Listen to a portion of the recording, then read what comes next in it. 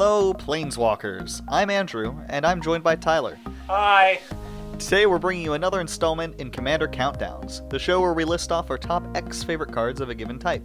This time we're going to detail our top 5 favorite white commanders.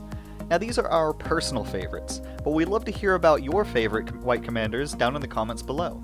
Let's kick things off with my number 5 commander in white.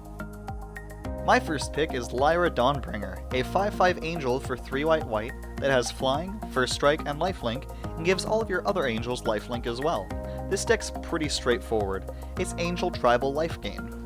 Heaven's wrath is unforgiving! Drop a slew of flying angels and fly over your opponent's creatures for big damage and big life gain. Be not afraid!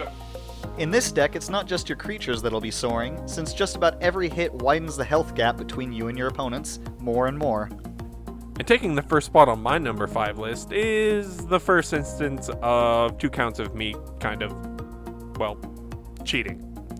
And that's because I've chosen Sylvia Brightspear, a 2/2 knight for 2 and a white with double strike, who also gives double strike to dragons that your team controls.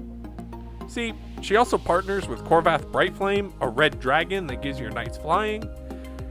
And the reason that I call this my first instance of cheating is that because Sylvia, while technically a mono-white commander and thus perfectly legal for what we're doing here, is never in command by herself and is instead always partnered with, her partner in a Boros-themed Knights and Dragons deck.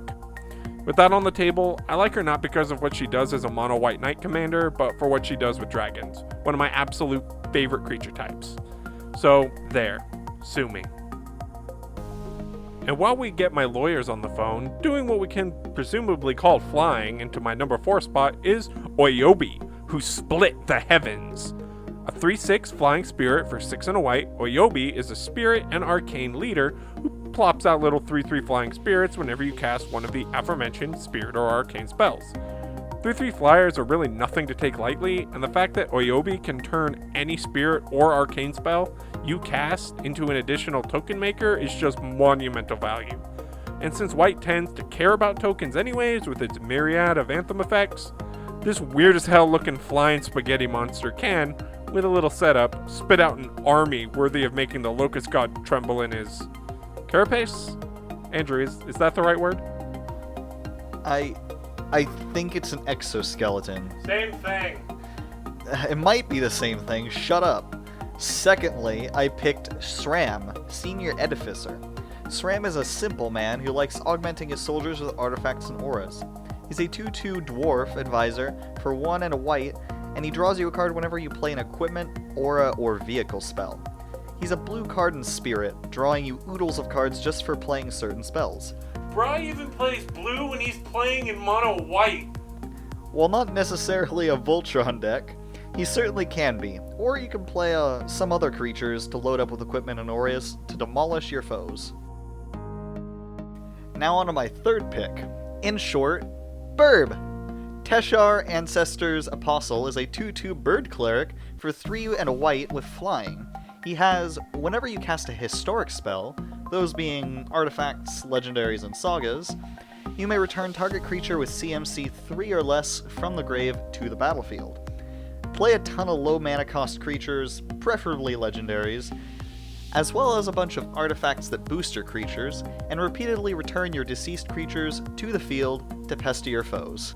Taking the 3rd spot on my list and the 2nd spot in my lies is the Angel Sisters, Gisela the Broken Blade, and Bruna the Fading Light.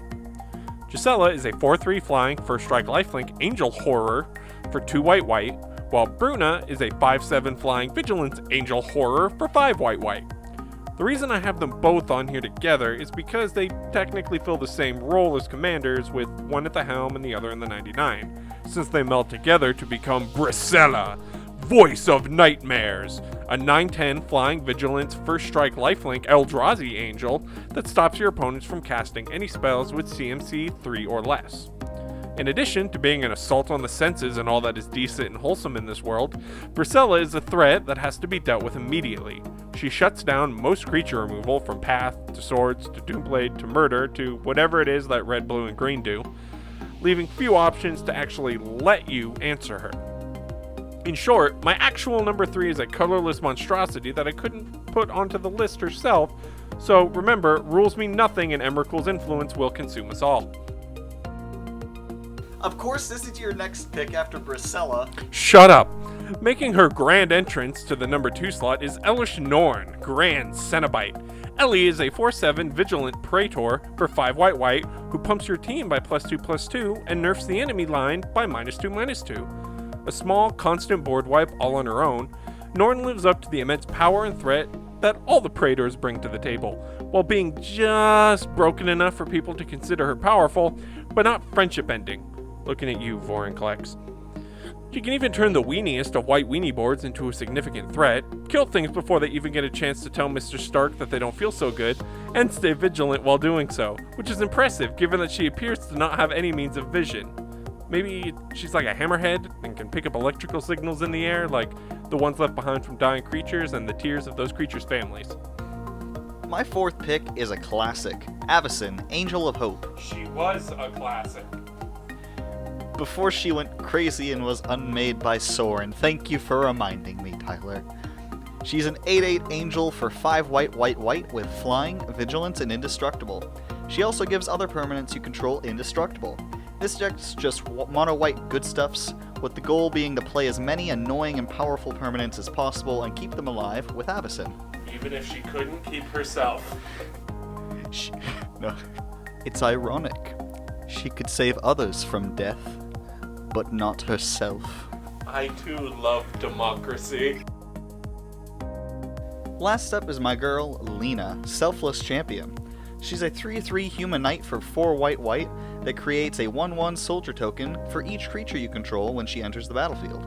She also has the ability to sacrifice herself to give all of your creatures indestructible until the end of the turn. This deck is the one that I run in paper, and it's pretty fun. It goes wide, as I love to do in this game, by playing tons of low CMC white creatures before dropping Lina and instantly doubling my army. With the built-in ability to protect your army, you can happily throw hordes of soldiers at your enemies and know that if they get blocked or board wiped, you can simply sacrifice Lina and save them all, then drop her again right after to create even more soldiers. Truly beautiful. That's horrifying. And without any pause, taking my number 1 pick on this perfect list of white commanders is Dead Cat Mom, God Eternal Oketra.